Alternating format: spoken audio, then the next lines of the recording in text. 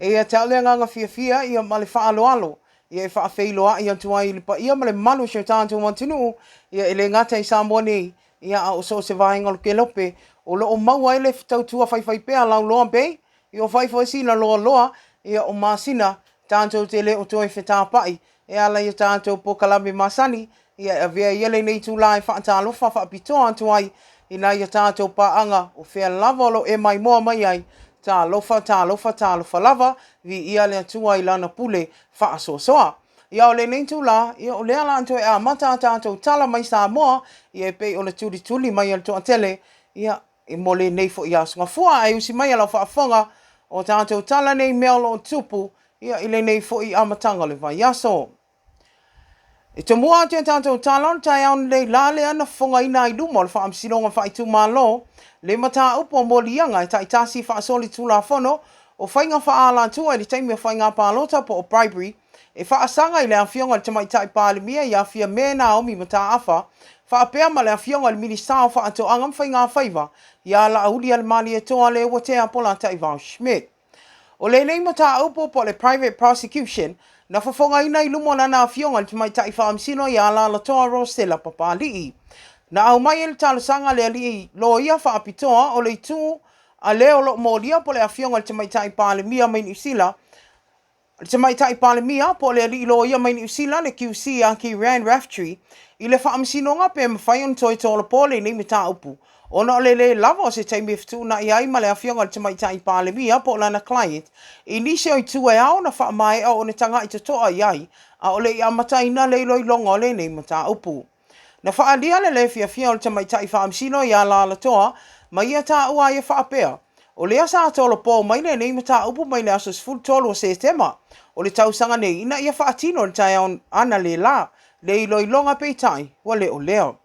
Ui o lea sa antaria le awhionga le te mai tai whaamsino, i le tāsanga le ali loia mai New Zealand.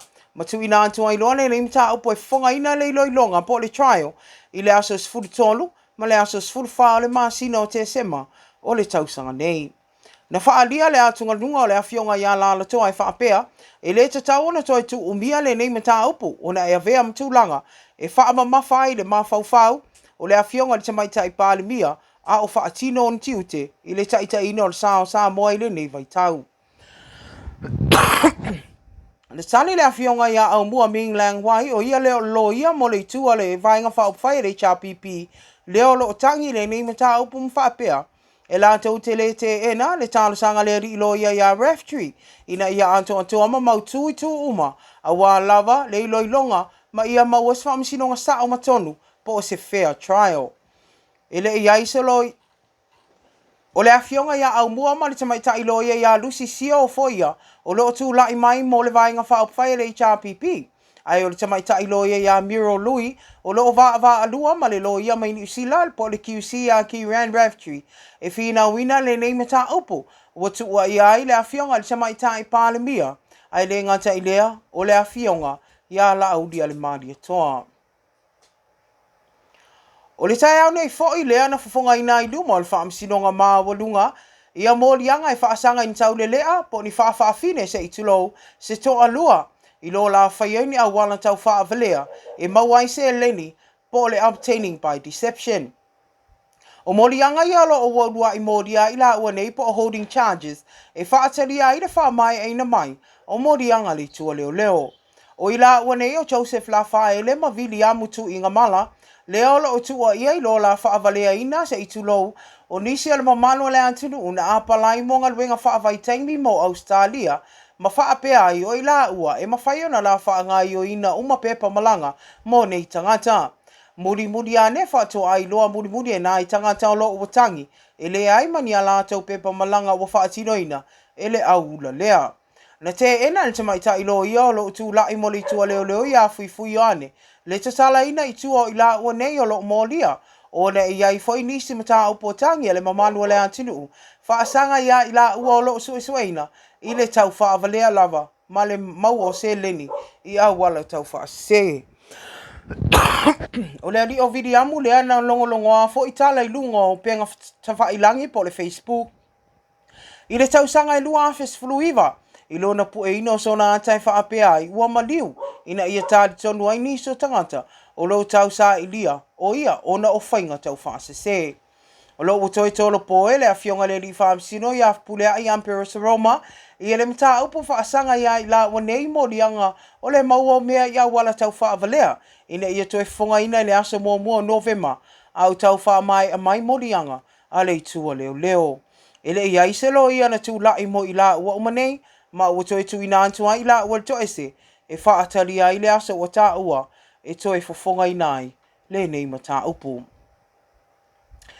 wa yo ina se te mai tols fulu iwa tau sanga le matua yelo na faia ni so ta inga tau fe so inga se itu low por sexual connection malona lava fa finemoni o le nei mata upuna fonga ina idu mal fa amsino nga mawulunga ile tai on le la idu mal na fionga fa amsino ya pule ai ampere Roma e fa mo dianga fa i wale tu leo o fa fa sanga le nei tama pe ta ia tasi na mo dianga tom fa ni fa inga ainga fa malosi malona lava fine lea na ia te ena ma sa fa awi tu el fa amsinonga ma fa lea o ngaina e tolo mo dianga lea ua fa e tolo mo dianga le fa ni so ta inga tau fe so inga ma senti te lai titi lalo tu la fono lea ua mo dia i tama le nei ma le asus fulu o November o le tausanga nei leo le afonga ina ilo na iunga i lumo le whaamisinonga.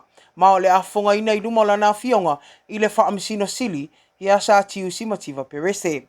Na polo ina le afionga le di whaamisino i a pulea i ina i a tau fia le neita ma i le to ese e whaatali ai le aso e peon fofoina e lau ina i le iunga o lana mata upu. E leo mawhaiano whailo ina le suafo le neita ma ua molia ona puipuinga tu la folo i lona fa fines fulua tausanga e peo na afia. Inisio tātou tala, wa i o ina le li pangotai awa ai pa napa ia murianga i wha, le au fia ai malona sola ma i tua malito ese i le aso lima o le masina o mawai. E wha murianga wha i wale i tua leo le ane i o ina le nei a li pangota, le au fia ai le uru fale wha malosi se fale i fianga i le aso lima lama leo se tema, o le morianga o lona ngau i o se la au malosi. O se la au malosi, o le tua inga le luas fulua, o le morianga lona o mia ino se au penga mtau tia po se la au malosi. Ato ai, ma le morianga le sola e se mai le vainga le to e se tānu malala, i le aso e pe o le tā ua, a o lo tuli lona whaasalanga. Na tūla ina li o wa ai au noa masilo ia, ma na ia i o ina o momorianga ne e whaasanga i ante ia, e pe o na tua i a ele i tua leo.